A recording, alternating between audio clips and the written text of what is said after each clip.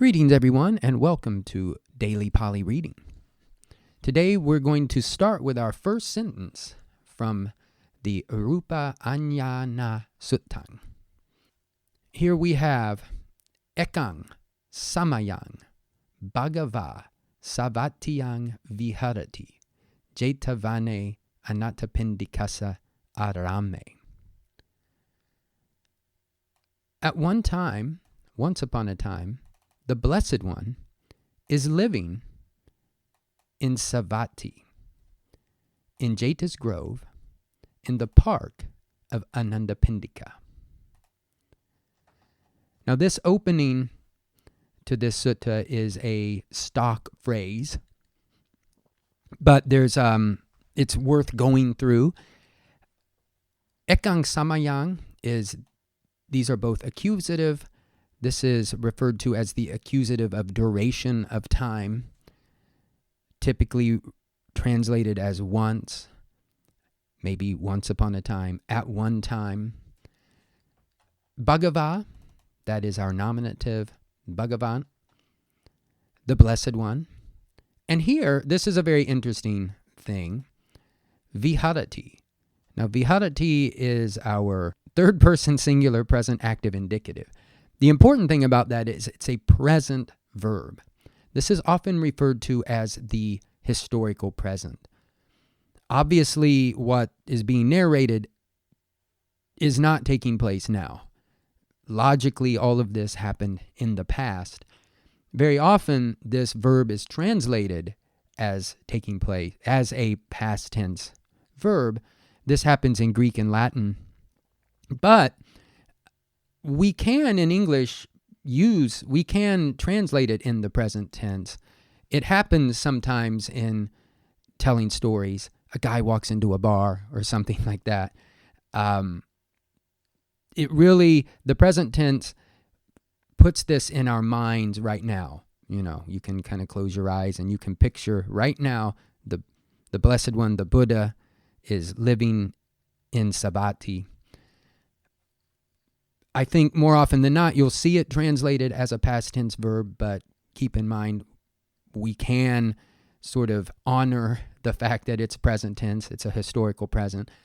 If you read the New Testament as translated by David Bentley Hart, the Koine Greek also has historical present, and he does preserve those. And I remember reading that and thinking, that makes a lot of sense. So where is the Buddha living? He's living in Savatthi. This word is like rati. What we have to recognize is that in this case, iyang is the locative. So he's living in Savatthi. Now, Savatthi is a proper name. This is now Jetavane. Vane is the locative of vana, which is a wood, some sort of grove, woods, maybe even jungle. I think the Pali English Dictionary says it could be a place of danger, maybe a place of solitude.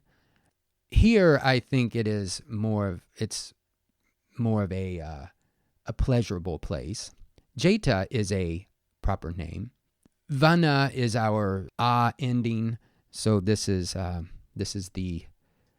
the locative ending here, a locative ending, and the same we'll see in a minute on arame.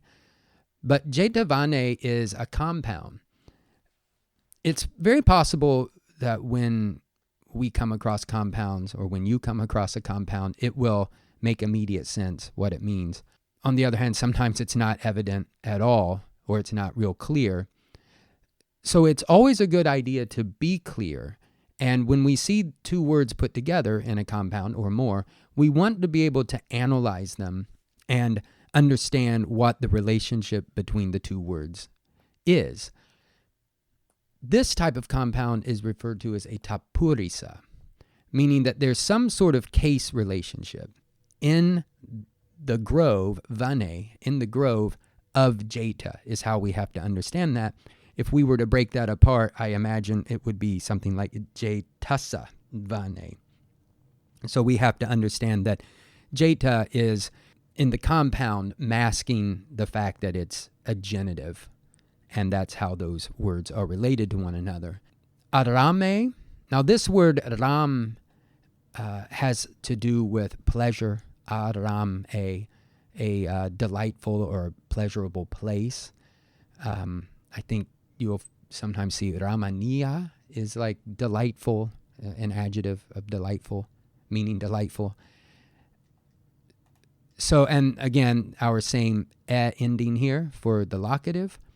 And here we do have a separate word. Anattapindika made a donation for this this sort of park, specifically for the Buddha and his monks to come.